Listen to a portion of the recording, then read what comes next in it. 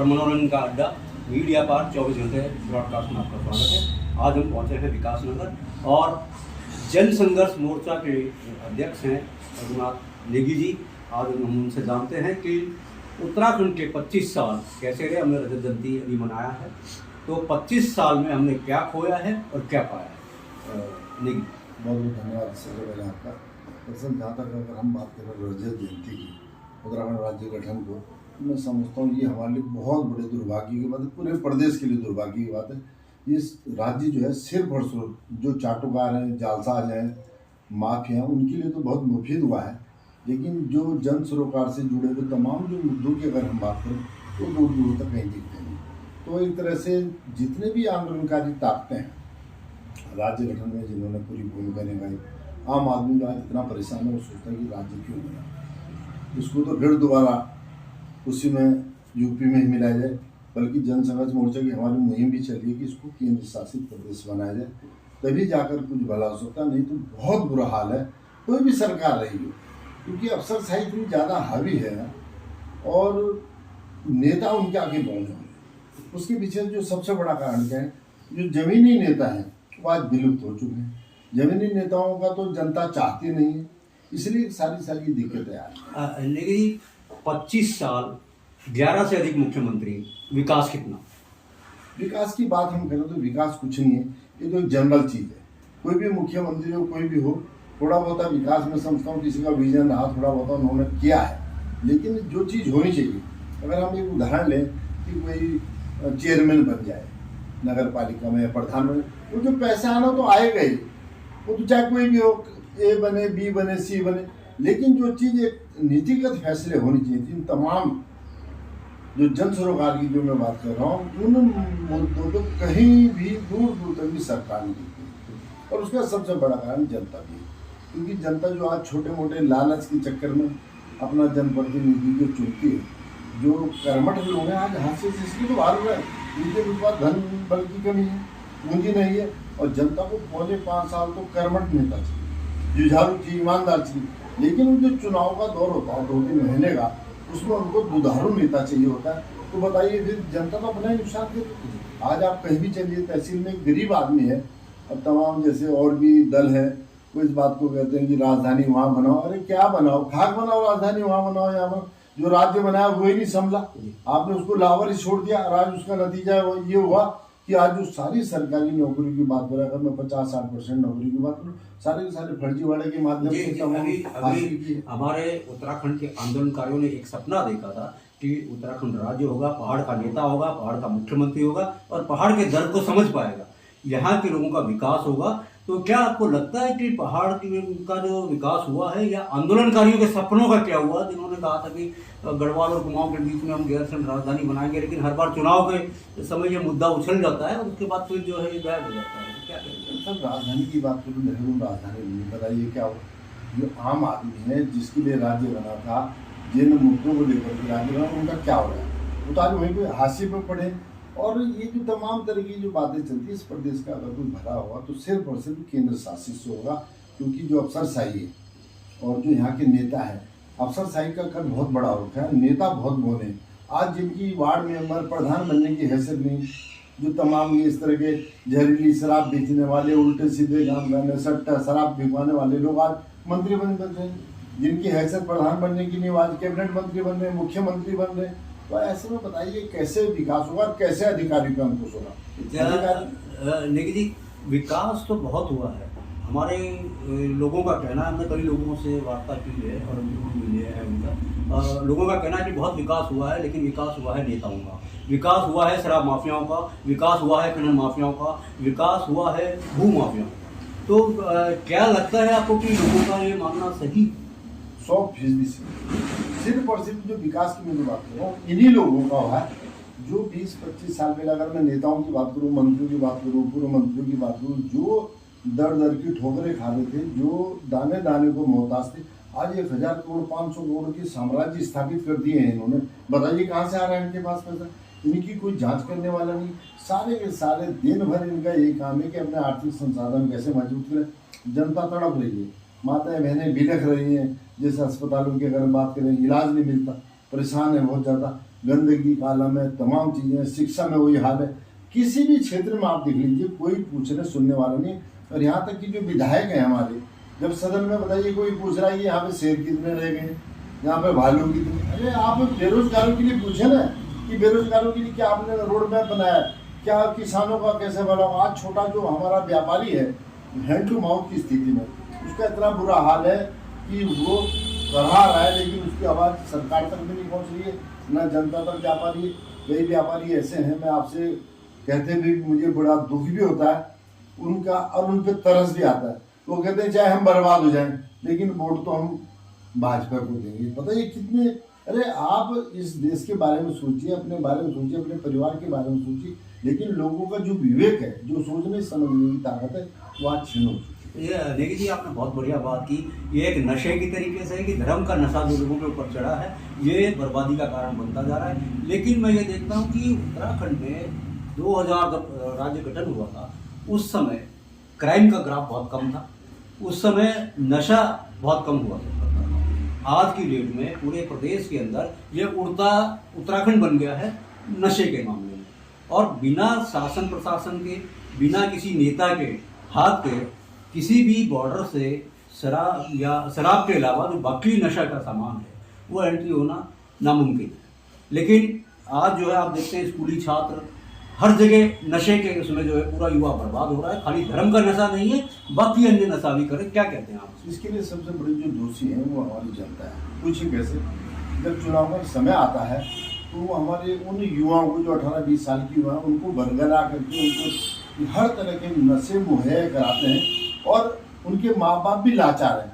वो अपने बच्चों को क्या कहें? आज पहले वो जमाना हुआ करता था कि माँ बाप तय करते थे कि किस आदमी को वोट देना है, कौन सी पार्टी को चुनना है। लेकिन आज जो है हमारा 18 साल का युवा तय कर रहा है कि पापा मम्मी आज उसको वोट देना है, क्योंकि उनकी जो मांगे हैं, जो 20-25 दिन तक वो पूरा एक तरह से नेता उनको खिलाता पिलाता है, तमाम तरीके के नशे परोसता है। उसके बाद 20-25 दिन बाद जब चुनाव हो जाता है, फिर वही युवा नशा ढूंढता है। कहाँ से लाएगा पैसे? माँ बाप को मार रहे हैं, उनको काट रहे हैं, तमाम तरीके से दिक्कतें हैं, लेकिन जनता इस बात को समझने को तैयार है। और दूसरी बात बताऊं, कई ऐसे भी नेता हैं, विधायक हैं, मंत्री हैं, वो हमेशा इलेक्शन के समय पे बच्चों को कौन सा नशा नहीं है जो वो उनका सेवन नहीं करवाते, उपलब्ध कराते हैं। लेकिन जब उन्हें पता लगता है मेरा विरोध हो रहा है, अपनी पत्नी को भेज के अपना आप जो है कभी शॉल बंटवा दी महिलाओं, कभी कह दिए छाते ले लो, प्रलोभन दे करके। तो मैं उन माताओं बहनों से भी कहना चाहता हूँ, अरे आप ये छोटे मोटे लालच को छोड़िए, आपके बच्चों का भविष्य खराब हो रहा है, आपका पूरा परिवार बर्बाद हो रहा है, प्रदेश बर्बाद हो रहा है। इस चीज को क्यों नहीं आप सोच रहे हैं? लेकिन ये छोटे छोटे जो लालच है, बड़ा सोचिए वो इस प्रदेश का क्या होगा, इस देश का क्या होगा, या वैसे इस छोटे प्रलोभनों में लोग चले जाएंगे। ये देखिए जी, जन संघर्ष मोर्चा के माध्यम से आपने बहुत काम किया, और मुझे लगता है कि खनन के लिए भी आपने काफ़ी कुछ किया। तो खनन और शराब, पहले एक स्थिति थी, एक दौर था जब शराब की दुकान पूछना पड़ता था लोगों को कि शराब की दुकान कहाँ है। आज स्थिति दूसरी है। आज जो है हर गली में, हर मोहल्ले में शराब की दुकान, किराने की दुकान की तरफ खोल दी गई है। तो क्या लगता है आपको कि इससे क्या कितना विकास प्रदेश का होगा खनन के मामले में, विशेष कर खनन की जहाँ तक बात करूँ, खनन का तो ऐसा हिसाब में लगभग 15 साल तक इस मामले में लड़ा हूँ, अपनी जान को जोखिम में डाल के। लेकिन जनता का देखिए, जब तक जनता शाबाशी न दे, बताइए तुम अपनी जान को जोखिम में डाल रहे, रात को कब क्या हो जाए क्या नहीं हो जाए जी, उसके बावजूद भी जनता को इससे कोई मतलब नहीं। जनता को इसका कोई जन सरोकार से, इन चीजों से कोई मतलब नहीं। उन्हें तो अपना बस निजी स्वार्थ है, भाई 5 किलो चावल दे दिया, उन्हें तो यही देख रहा है। बाकी ये नहीं देख रहे कि कितना घातक है। आज प्रदेश में इतनी ज्यादा माफियाओं की, बदमाशों की आमद हो चुकी, इसी माध्यम से तो हो रही है। तमाम शराब है, चाहे खनन की बात करें, जितने भी काले कारोबार हैं, उन काले कारोबारों के माध्यम से उत्तराखंड में इनकी एंट्री हो रही है। कहीं ना कहीं हमारे लोग ही उनको अपना पार्टनर बना लेते हैं। तमाम जो चीजें हैं उसके माध्यम से यहाँ पे बहुत ज्यादा हो रहा है। 2000 से लेकर अब तक जो क्राइम का ग्राफ है वो कितना हुआ है? आप मतलब क्या क्राइम का ग्राफ बढ़ा है या कम हुआ है? जैसे आप देखते हैं स्कूल कॉलेजों में ग्राफ बढ़ गया है। अगर हम बात करते हैं जल जंगल जमीन जो उत्तराखंड की शान हुआ करती थी, आज उस पर सब पर कब्जा है। बाहर के लोगों ने आकर के यहाँ पर रिजॉर्ट बना दिए हैं, फिर उसके बाद वहाँ पर जो अनैतिक गतिविधियाँ चलती हैं। इसके लिए क्या सरकार जिम्मेदार है या नहीं? देखिए, सबसे पहले मैं आपसे बताऊँ, जहाँ तक मैं अपराध की बात करूँ, जब हम उत्तर प्रदेश का हिस्सा थे, उस समय जब हम अखबार पढ़ते थे उसमें आता था चाकू से सहारनपुर में जो घटना होगी, गोली मार दी है। लेकिन अब वहाँ हमें कम दिखता है। हम जब उत्तराखंड का पेपर पढ़ते हैं कि रुड़की में ये हो गया, उसने 4 की हत्या कर दी, फलाने ने ये कर दिया, देहरादून में ये हो गया, तमाम जो चीज़, गढ़वाल में ये हो गया, ये जो चीज़ें हैं, ये ग्राफ इतना ज़्यादा बढ़ा है क्योंकि बदमाशों की जो आमद है और तमाम जो नशे हैं, नशों की एक सबसे बड़ा कारण नशा भी है कि जो युवा हैं, जो तमाम, अगर मैं वाहन चालकों की बात करूँ, वाहन चला रहे हैं, कुछ भी है तो नशे में है, कोई कैसे है, कोई टेंशन में है, तमाम रोजगार नहीं है तो कहीं ना कहीं वो अपना फ्रस्ट्रेशन जो है कहीं में उतारता है। इसकी वजह से भी कई घटनाएं बढ़ जाती हैं। तो इसके लिए वही है कि जब तक अच्छे लोगों का चयन नहीं होगा, देखिए समाज में जब तक हम अच्छी जनप्रतिनिधि नहीं चुनेंगे, अच्छे लोगों को नहीं चुनेंगे, आज क्या हो रहा है अभी, अब नगर पालिकाओं के चुनाव में, ग्राम पंचायतों के चुनाव में आपने देखा होगा, युवा 20-25 साल के, 30 साल की युवा चुन के आ रहे। क्यों? अपना बाप दादा की जमीन जायदाद है, बेची, उसको 1 बीघा जमीन बेची, 1 करोड़ रुपए मिला और प्रधानी चुनाव में कूद गई। वैसे ही अब जो है ना वो चीज़ें खत्म होती जा रही हैं, पूंजीपतियों का बहुत ज़्यादा है। देखिए, एक बहुत महत्वपूर्ण पलायन, हमारे पहाड़ से नेता यहाँ पर पलायन करके आ गए हैं। रिवर्स प्लान की बात करते आए, बीच बीच में मुद्दा उठता रहा, लेकिन रिवर्स प्लान होता दिख नहीं रहा है। और क्यों नहीं दिख रहा है, उसका मुख्य कारण है पहाड़ के नेता। जो नेता आकर के खुद देहरादून में बस गए हैं, चाहे वो गढ़वाल से हो, चाहे वो कुमाऊं से हैं, चाहे वो जौनसार से हैं, सब नेता देहरादून में अपना घर बना के बैठ गए हैं। जब अपने नेताओं का अनुसरण करते हुए उनके चेले भी वहाँ पर आकर के बस गए हैं, तो पहाड़ खाली होना स्वाभाविक है। और इसीलिए पहाड़ पर जो है बाहर के लोग आ रहे हैं, या भूतिया भवन वहाँ पर देखने को मिलते हैं। क्या कहना है आप? दरअसल जो पलायन की अगर हम बात करें, पलायन एक ही चीज़ के लिए जिम्मेदार है। पलायन क्या है कि जब हम देखते हैं कि हमें मूलभूत सुविधाएं नहीं मिल पाती उन क्षेत्रों में, आज कोई पेट में दर्द हो जाए, रात को 50-100 किलोमीटर तो कोई अस्पताल नहीं मिलता। अगर अस्पताल है, बिल्डिंग है, लेकिन वहाँ चिकित्सक नहीं, इसलिए लोग धीरे धीरे सोचते हैं कि अपने बच्चों को पढ़ाने की वहाँ सुविधा नहीं, इसलिए वहाँ से पलायन कर जाता है। दूसरा, पहाड़ में तो सिर्फ वही टिका है कि जिसका कोई ना कोई बिजनेस वगैरह स्थापित है और वो चल रहा है, इसलिए वहाँ पर उनका। दूसरा, लोगों को रोजगार के लिए, अगर वहाँ रोजगार मिल जाए पहाड़ों में, जैसे होटल व्यवसाय अब खुलने लगे हैं, कोई रिजॉर्ट लोग खोल रहे हैं, उसमें कम से कम उन्हें छोटा मोटा काम घर बैठे मिल रहा है, तो तब पलायन रुके। अब 10,000, 5,000, 8,000 की नौकरी के लिए युवाओं को वहाँ से पलायन करना, वहाँ तो पहाड़ में तो कुछ है ही, तो इसलिए पलायन गए। दूसरा, जो लोग संपन्न हो गए, एक पलायन का भी कारण है, जो लोग आर्थिक रूप से संपन्न है, उन्होंने अपने कारोबार जरूरत जोड़ लिए, देहरादून, दिल्ली, दिल्ली, तो अपना वहाँ से पलायन कर देते कि यहाँ क्या करना है, क्योंकि वहाँ वो सुविधाएं नहीं है। क्योंकि आदमी ये सोचता है, आज की तारीख में गरीब से गरीब महिला हो, चाहे कोई परिवार का सदस्य है, वो भी ये सोचता है कि मैं अपने बच्चों को कॉन्वेंट स्कूल में या प्राइवेट स्कूल में पढ़ाऊँ। सरकारी स्कूलों की आप हालत देख रहे हैं, मतलब कहीं तो पहाड़ों में ये हाल है, 4 बच्चे हैं, 2 टीचर, कई लाख रुपए का एक बच्चा पढ़ रहा है। बताइए क्या व्यवस्था है? ये सारी जो ये चीज़ें हैं, इस पर काम करनी है। एक चीज़ और बहुत महत्वपूर्ण है, विकास के नाम पर जो जंगलों का कटान हुआ है। अभी आप देख रहे हैं कि गंगोत्री के पास 3,000 देवदार के वृक्ष काटने के लिए लोग जो है आंदोलन कर रहे हैं। तो ये वृक्ष कटान की बात अगर हम करते हैं, सिर्फ देहरादून की बात नहीं कर रहे हैं, सब जगह वृक्ष कट रहे हैं। और खलंगा का मामला अभी आपने हाल ही में देखा था, पौधा के अंदर जो है ज़मीनों को जो है लैंड यूज चेंज कर दिया गया और जो है जंगल काट करके वहाँ पर प्लॉटिंग कर दी गई।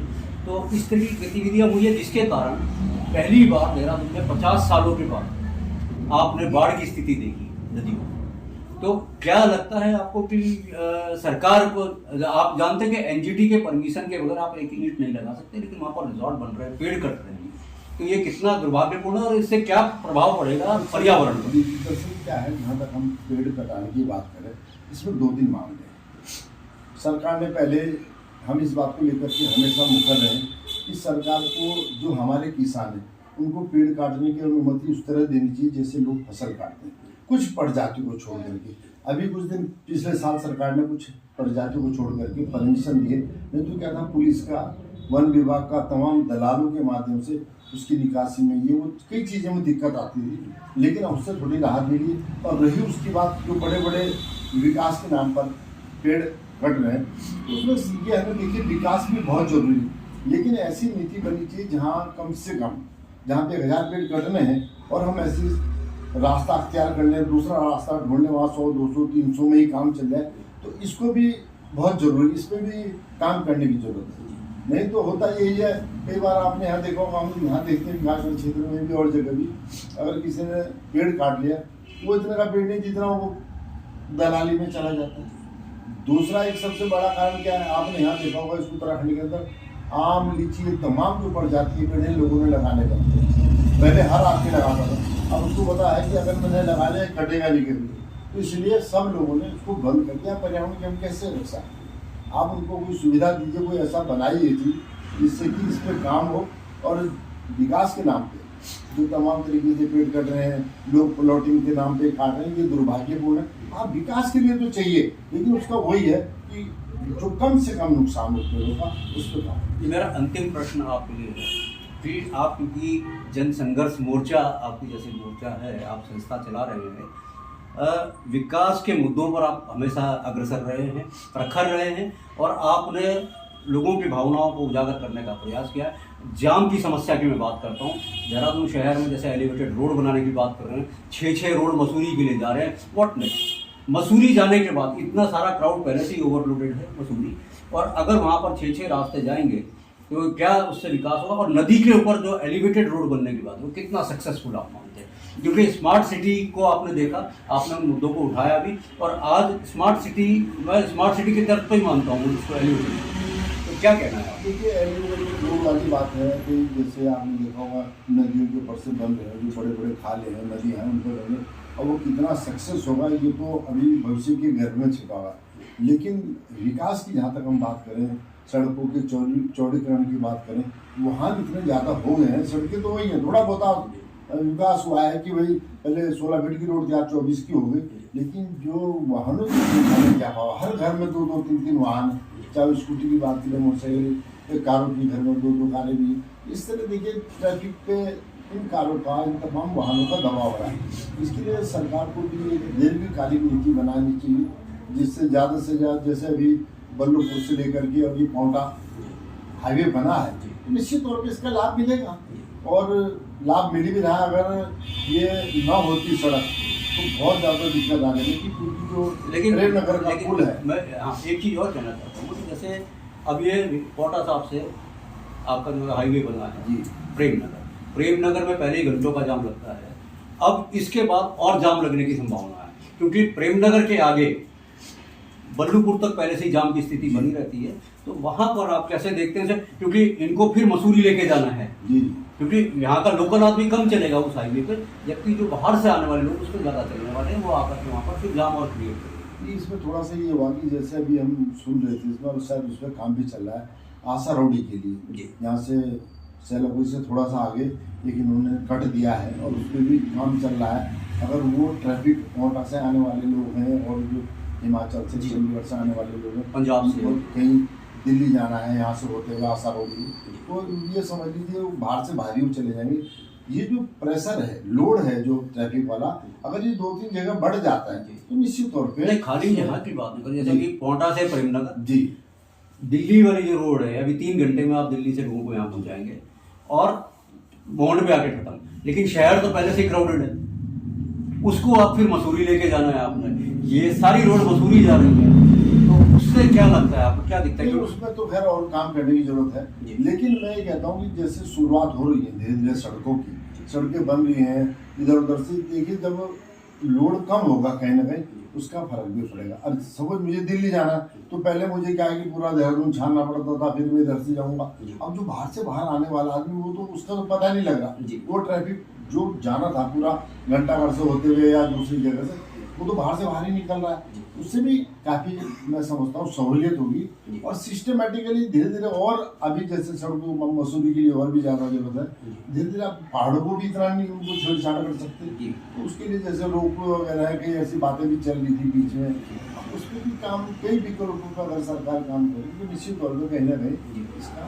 भ्रष्टाचार को किस नजरिए से देखते हैं आप? प्रदेश को भ्रष्टाचार प्रदेश कहने लगे हैं, बलात्कारियों के प्रदेश के नाम से उभरने लगा, क्या कहेंगे आप? देखिए, भ्रष्टाचार की तो मैं बात करूँ, चरम है भ्रष्टाचार। अगर इतना भ्रष्टाचार इस प्रदेश के अंदर हो जाएगा, कभी सोच भी नहीं सकते। और उसका सबसे बड़ा कारण फिर वही आ रहा है कि जो हमारे नेता हैं जिम्मेदार हैं, जो लोग ये तमाम इलेक्शन के टाइम पे चंदा दान ये भीख लेते हैं, जो नेता हैं, तमाम पूंजीपतियों से, तमाम खनन माफियाओं से, तमाम इन लोगों से। एक मामला हरक सिंह रावत जी ने भी उजागर किया है कि पैसा जमा करना पड़ा, 2 करोड़ रुपए उन्होंने सरकार। हाँ नहीं वो है, मैं बता रहा हूँ जी। टोटल जो है ना, जब नेता पहले ही कीचड़ में धंस गया जी। है, सन गया है, तो बताइए आप क्या उम्मीद करते हैं कि भ्रष्टाचार की लड़ाई लड़े?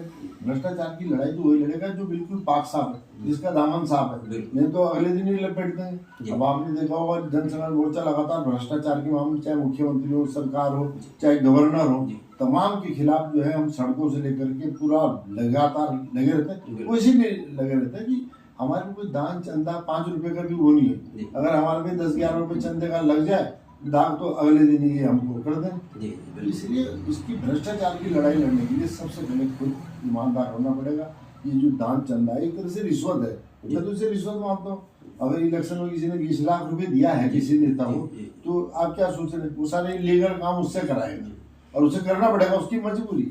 इसलिए एक अंतिम प्रश्न और है कि ऊर्जा प्रदेश के नाम से हम लोग जो है जाने जाते हैं, लेकिन जो यहाँ पर ऊर्जा पैदा होती है वो हमारे को नहीं मिल पाती। जो यहाँ पर जो है लोगों को लाभ मिलना चाहिए था, बिजली पैदा नहीं हो रही है, हम यहाँ से दिल्ली भेज रहे हैं, लेकिन यहाँ वालों को जो है बिजली के दरों में बढ़ोतरी देखने को मिलती है। इस पर क्या कहेंगे? दरअसल बिजली के मामले हमारा बहुत लंबा संघर्ष चल रहा है बिजली के मामले, और इसका जो सबसे बड़ा कारण है लाइन लॉस का। आज अगर मैं लाइन लॉस की बात करूँ, जैसे हम रोड की साइड में चल जाए पिथौरागढ़ तमाम कहीं की 50-50% 52% लाइन लॉस। अब आप लगा लीजिए 100 यूनिट भेजी थी, वहाँ सिर्फ 52 यूनिट 50 यूनिट का बिल रास्ते में गायब। कई बार अधिकारी भी आपस में लड़ रहे हैं, बड़ा अधिकारी छोटे को डांट रहा है, तो भाई तू बिजली चोरी रोक रहा है, वो मेरे आदमी का। इस तरह से जब तक ये लाइन लॉस 1500 करोड़ रुपए के करीब का है, ये हर साल हो रहा है, ये रुकेगा नहीं तो महंगी बिजली होना स्वाभाविक है। दूसरी बात, सरकार ने तो खुली लूट दे रखी है। अब हर तरह के स्लैब उन्होंने बनाए, 100 यूनिट के स्लैब पर मंथ के हिसाब से बनाए, वैसे उन्होंने फिक्स चार्जेस। और उसके बाद पहले ये तो लग ही रहा था, अब लेकिन TCS, ASD तमाम एजेंट स्टॉक तरीके के चार्जेस लगा दिए हैं कि आदमी बोलने की स्थिति में नहीं है, उसकी तो बिल्कुल जुबान बंद है। लेकिन जो चाशनी वाली मैं बात कर रहा हूँ, धर्म की जो चाशनी, पता नहीं हिंदुस्तान के लोगों को क्या हो गया, इस प्रदेश के लोगों को क्या हो गया, वो ये सोच रहे हैं कि पता नहीं क्या हो। अरे आप ये तो देखिए आपके ऊपर कितना ज्यादा टैक्स है हर क्षेत्र में। आप कल्पना नहीं कर सकते, जो रजिस्ट्री 22 रुपए की होती है आज 47 रुपए ले रहे हैं। पहले आधार पे कम पैसा होता, एकदम बढ़ा दिया। हजारों करोड़ रुपए केंद्र सरकार हो चाहे प्रदेश की इस तरह से लूटने का काम कर रहे हैं। मतलब 1000 करोड़ रुपए ले दिए, लूट लिए, 500-700 रुपए वहाँ उसमें खर्च कर दिए जनता ने। उन्होंने कहा भाई बहुत बड़ी बात है। तो इस तरह से लूटने का जो हर, चाहे दवाई की हम बात करें, जो दवाई पहले भी 2-4 साल पहले 7-8 रुपये की, आज 20-20 रुपये की होगी। हर क्षेत्र में इतनी ज़्यादा तेजी आई है, महंगाई ने इतना जकड़ लिया है। जैसे BP की दवाई है या कोलेस्ट्रॉल, शुगर, सागर, ये दवाई इतनी ज़्यादा तेजी से बने, बल्कि जीवन नहीं तरह से पूरा आदमी को रोज खानी होती है। आपने एंटीबायोटिक खाई, चलो 5 दिन खा ली, लेकिन जो लगातार जो आप लोगों ने खानी, इस तरह से हर क्षेत्र में, चाहे पानी की बात करें, किसी भी टैक्सेस की बात करें, वो सारा का सारा लगातार बढ़ता जा रहा है। ये बड़ा दुर्भाग्य। बहुत बहुत धन्यवाद नेगी जी। हमने रघुनाथ नेगी जी से हर विषय में बात करने का प्रयास किया, और 25 साल हमारे कैसे रहे, 25 साल का सफर आपने रघुनाथ नेगी जी के साथ देखा। नमस्कार।